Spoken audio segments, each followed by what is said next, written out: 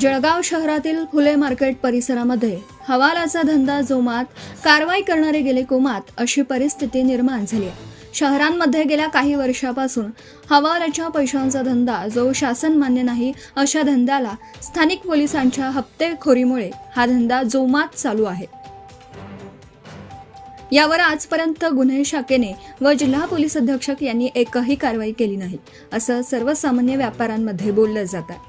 या हवालाच्या धंद्यामध्ये दररोज हे लोक लाखो रुपये कमवतात.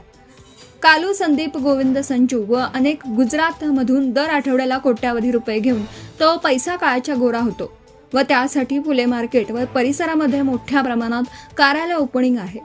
शेवटच्या मजल्यावर हा पैसा येतो हे स्थानिक शहर पोलीस स्टेशनला माहीत आहे. परंतु शहर पोलीस स्टेशनचा हप्ता गोळा करणारा दर महिन्याला लाखो रुपये हप्ता गोळा करीत आहे. मग त्यावर कारवाई करणार कोण? जिल्हा पोलीस अधीक्षक डॉक्टर रामेश्वर रेड्डी, गणेश शाखेचे वरिष्ठ पोलीस निरीक्षक राहुल गायकवाड यांनी आतापर्यंत एकही कठोर कारवाई केली नाही. यामुळे सर्वसामान्य व्यापारी नाराजी व्यक्त करत आहेत. असे वाटते की हवालाचा धंदा करण्याची परमिशन ही पोलिसांनी दिल्याचे बोललं जात आहे. जर अशा धंदा चालवण्याची कोणी परवानगी देत असेल अशा अधिकाऱ्यांची कठोर कारवाई व्हावी अशी मागणी सर्वसामान्य जळगावकर व्यापारी करीत आहेत. Subscribe now and press the bell icon. Never miss an update.